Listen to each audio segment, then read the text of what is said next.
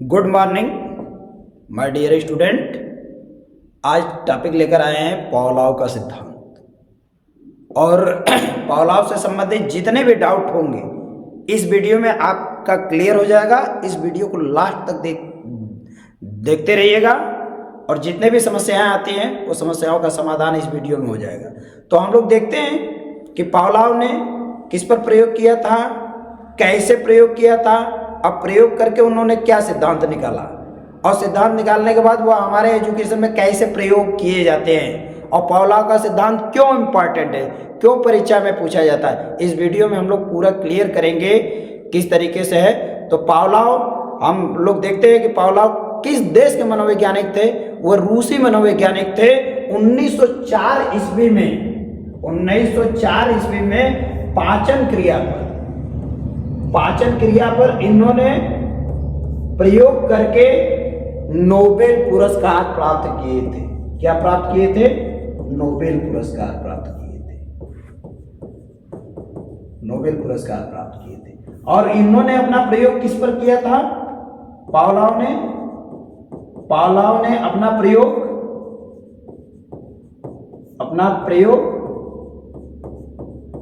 कुत्ते पर किए थे।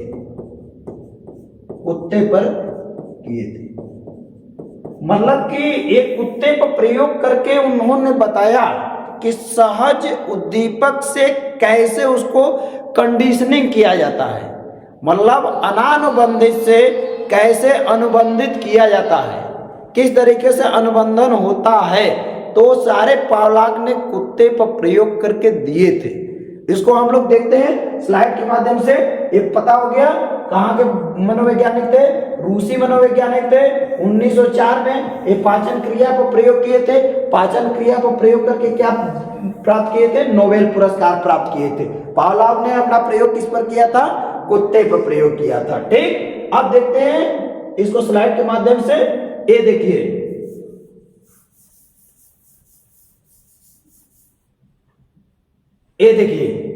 ये पावलोव का कुत्ता है। इसमें क्या है? बिहेवियरल पर्सपेक्टिव क्लासिकल कंडीशनिंग, मतलब कि कुत्ते पर उन्होंने कैसे प्रयोग किया था और प्रयोग करके उन्होंने क्या निष्कर्ष निकाला। यहां पर देखा जा रहा है एक घंटी है, एक कुत्ता है। कुत्ते को इसे घंटी बजाया जा रहा है, कोई रिस्पांस नहीं दे रहा है, क्योंकि न घंटी से संबंध है उसका, न कुत्ते से संबंध है। घंटी बजता रहा है, कुत्ते को क्या फर्क पड़ने वाला है? कोई फर्क नहीं पड़ने वाला है। लेकिन जब सहज उद्दीपक उसके सामने मांस का चूड़ लाया गया तो मांस के चूड़ से क्या किया? उसके मुख में लार आना शुरू कर दिया। मतलब सहज उद्दीपक के आते ही वह सहज अनुक्रिया करना शुरू कर दिया। जिस तरीके से आपके समक्ष अचार रखा जाता है और देखा जाता है, आपके मुख में पानी आ जाता है, देखते देखते ही आ जाता है, क्योंकि वह सहज उद्दीपक है। सहज उद्दीपक के अकॉर्डिंग आपके मुख में पानी आया। उसी तरीके से ये घंटी बज रही है, उस तरीके से कुत्ते में कोई रिस्पांस नहीं आ रहा है, लेकिन मांस का टुकड़ा दिया जाएगा तो उसके मुख में लार आएगा। दूसरा, उन्होंने जैसे इसको देखिए, नेक्स्ट स्लाइड में है, यहां पर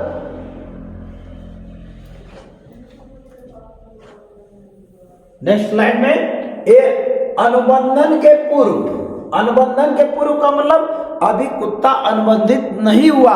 अब यहां पर देखिए मांस का चूड़ इसको दिया जा रहा है, इसके मुख से लार निकल रहा है। मांस का चूड़ दिया जा रहा है, इसके मुख से लार निकल रहा है। यहाँ घंटी बज रही है, कोई प्रक्रिया नहीं हो रहा, तो यहाँ मांस का चूड़ दिया गया, लार मतलब अनानुबंधित उद्दीपक, स्वाभाविक उद्दीपक, सहज उद्दीपक, मांस का चूड़ ये दिया गया तो अनानुबंधित अनुक्रिया हुआ। अनानुबंधित का मतलब इसके मुख से लार टपक रहा है, मांस का चूड़ दिया गया, लार टपक रहा है। तो यहाँ पर इस स्लाइड में आप देख रहे हैं, इस स्लाइड में क्या दिख रहा है आपको? इस स्लाइड में ये है। अब यहाँ पर प्लस घंटी प्लस मांस का चूड़ दोनों साथ साथ दिया जा रहा है। मतलब कि अनुबंधन के समय सहचरित प्रस्तुतिकरण, अनानुबंधित उद्दीपक, सहज उद्दीपक, मांस का चूड़ और घंटी की ध्वनि ये दोनों साथ साथ हो रहा है, मतलब मांस का चूड़ भी दिया गया और फिर घंटी भी साथ साथ बजी, मांस का चूड़ घंटी भी साथ साथ बजी। तो कुत्ते ने देखा कि अरे घंटी बज रही है, घंटी बज रही है, मांस का चूड़ साथ साथ दिया गया और तो भी सहज उद्दीपक में क्या हुआ, लार का श्रावण हुआ। तो पावलोव ने सोचा कि अब घंटी में बजाता हूं, घंटी में बजाता हूं, 10 मिनट बाद मांस का चूड़ देता हूं, घंटी बजाता हूं 10 मिनट बाद मांस का चूड़ देता हूं। तो उन्होंने घंटी बजाया और घंटी बजाया तो कुत्ते ने आकलन कर रहा था, वो घंटी बजेगी मांस आएगा, घंटी बजेगी मांस आएगा।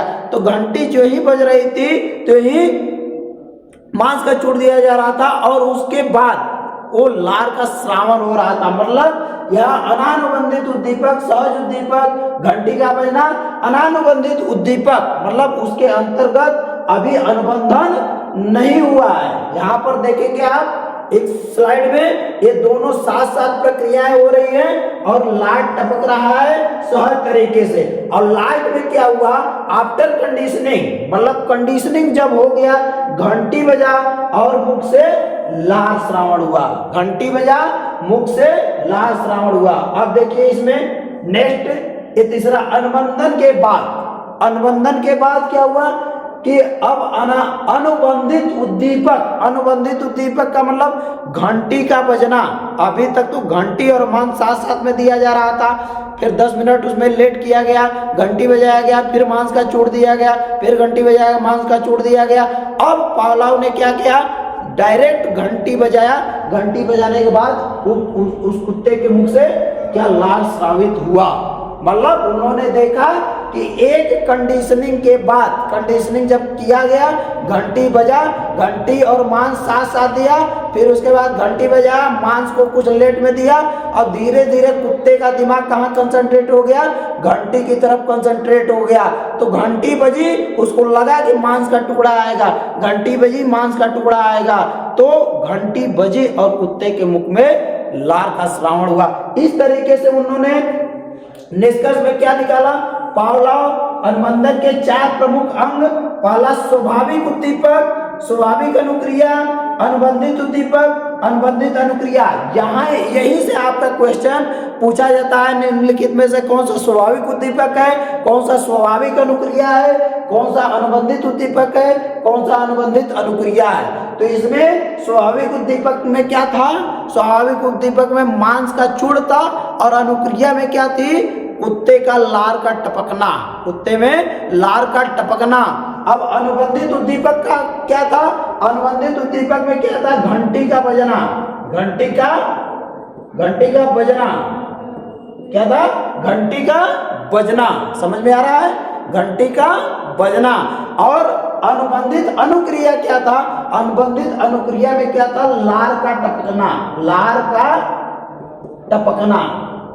अब इसके बाद घंटी बजने के बाद, घंटी बजने के बाद लार का टपकना, घंटी पर कंडीशनिंग हो जा रहा है, इसलिए ये अनुबंधित अनुक्रिया है। जिस तरीके से हमारे स्कूल में प्रथम बता दिया जाता है कि टन टन टन टन टन टन घंटी लगेगी, सभी लोगों को लाइन में खड़ा हो जाना है। जो ही घंटी लगती है सारे बच्चे लाइन में खड़ा हो जाते हैं। एक घंटी लगी, सभी कमरों में हिंदी का क्लास चलेगा, ये बताया नहीं जाता है, एक बार केवल बता दिया जाता है, फिर बच्चे उसी से कंडीशनिंग हो जाते हैं। फिर घंटी बजती है और सभी बच्चे अपना हिंदी का किताब खोलकर बैठ जाते हैं। दूसरी घंटी लगती है, गणित का किताब लेकर बैठ जाते हैं। तीसरी घंटी लगती है, मतलब कि बच्चे सारे किस पर कंडीशनिंग है, घंटी पर कंडीशनिंग है। इसलिए पावलोव का शास्त्रीय अनुबंधन वेरी वेरी इंपॉर्टेंट है स्कूल की परिस्थिति में, और वहां से आपका प्रश्न पूछा जाता है। नेक्स्ट समझ में आ गया, स्वाभाविक उद्दीपक, स्वाभाविक अनुक्रिया,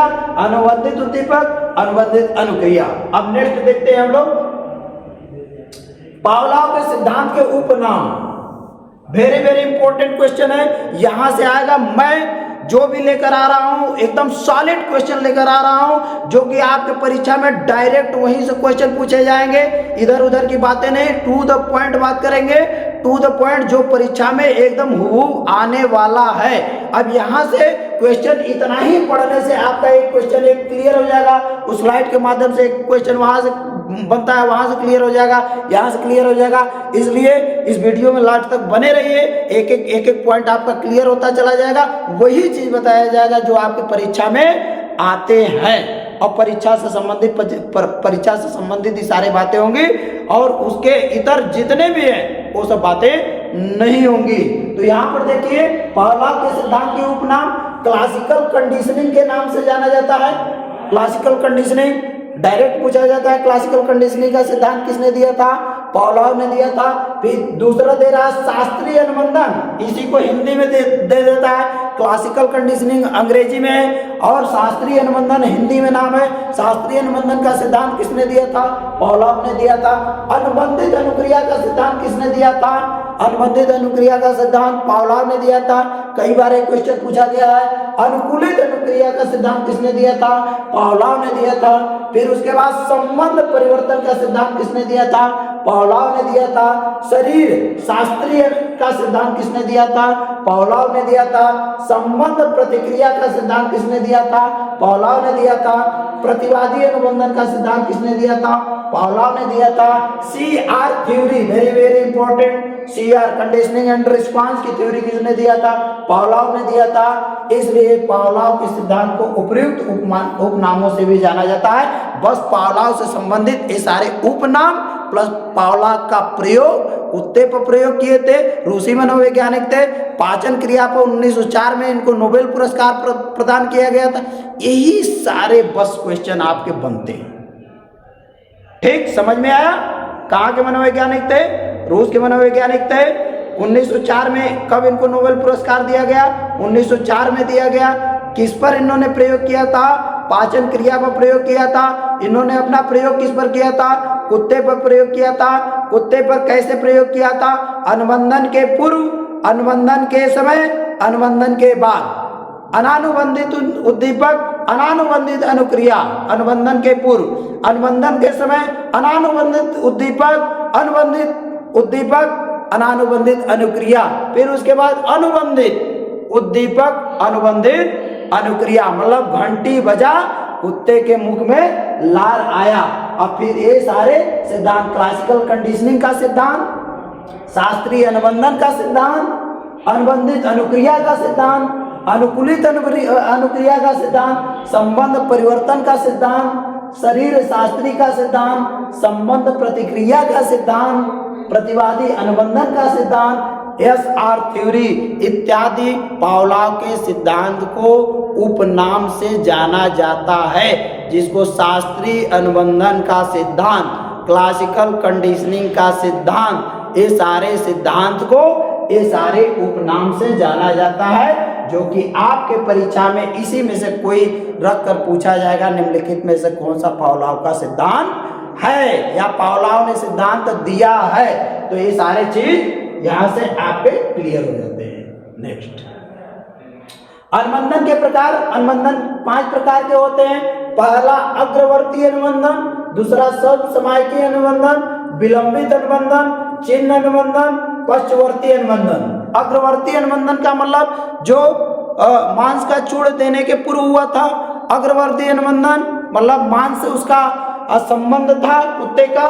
फिर उसके बाद समसामयिकी अनुबंधन। समसामयिकी का मतलब घंटी बज रहा था, मांस का चूड़ दोनों साथ साथ दिया जा रहा था और कुत्ते के मुख में लार टपक रहा था। नेक्स्ट, विलंबित अनुबंधन। विलंबित अनुबंधन का मतलब घंटी बज रही है, मांस का चूड़ बाद में जा रहा, थोड़ा 10 मिनट बाद, 15 मिनट बाद, 20 मिनट बाद, तो भी देखा गया कि कुत्ते के मुख में लार बन रहा है। चिन्ह अनुबंधन का मतलब चिन्ह दिख रहा है। चिन्ह का मतलब अब घंटी से वह कनेक्टेड हो गया, जो ही घंटी बजती थी कुत्ते के मुख में लार टपकता था। पश्चवर्ती अनुबंधन, जो मांस का चूड़ नहीं दिया गया, घंटी बजी और फिर उसके बाद जो उसके मुख में लार टपकना शुरू हुआ, तो पश्चवर्ती अनुबंधन है। तो ये 5 प्रकार का अनुबंधन के नाम से जाना जाता है। पूछा जाता है पावलोव के सिद्धांत के अंतर्गत कितने अनुबंधन दिए गए हैं? ये 5, या ऐसे क्वेश्चन पूछा जा सकता है, निम्नलिखित में से कौन सा पावलोव के अनुबंधन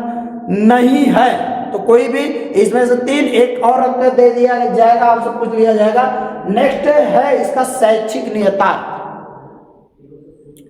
कि पावलोव के सिद्धांत का हमारा शिक्षा में क्या क्या योगदान रहा है, क्या योगदान रहा है। तो स्वच्छता एवं सफाई से रहने की आदत, समय की पाबंदी, बड़ों का सम्मान करना, पशुओं को प्रशिक्षित करना मेन है, बुरी आदत एवं अवांछित आदतों का निवारण करना, भय एवं असामान्य व्यवहार को समाप्त करने के लिए नेक्स्ट मानसिक रूप से पिछड़े व्यक्तियों को पढ़ाने तथा प्रशिक्षित करने में अभिवृद्धि का विकास में सहायक इत्यादि ये शैक्षिक निहितार्थ है। तो पावलोव ने अपना प्रयोग कुत्ते पर करके ये सारे सिद्धांत दिए थे जो कि इस वीडियो में मैंने आपको बताया। यहीं से मेन इंपॉर्टेंट क्वेश्चन आपके परीक्षा में पूछे जाते हैं। एक बार देख लीजिए फिर से इस स्लाइड को अच्छे तरीके से कि इसमें क्या क्या है। ये कुत्ते पर प्रयोग किया गया था कंडीशन के पूर्व, मतलब अनुबंधन के पूर्व, फिर अनुबंधन के समय, फिर अनुबंधन के बाद, फिर उसके बाद पावलोव के सिद्धांत के उपनाम। यहाँ से एक क्वेश्चन आपका रहेगा।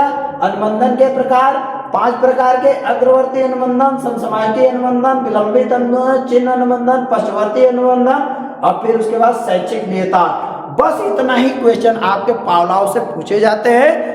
और इतना यदि आप इस वीडियो को देखिए, अपने कॉपी में नोट करिए, और नोट करने के बाद एक बार वीडियो देख लेंगे, आपकी मेमोरी में पूरा सेटअप बन जाएगा। परीक्षा में कभी आप गलत नहीं कर सकते हैं। यदि यह वीडियो आपको अच्छा लगा होगा, अपने मित्रों तक इसको शेयर करिए, लाइक करिए, सब्सक्राइब करिए।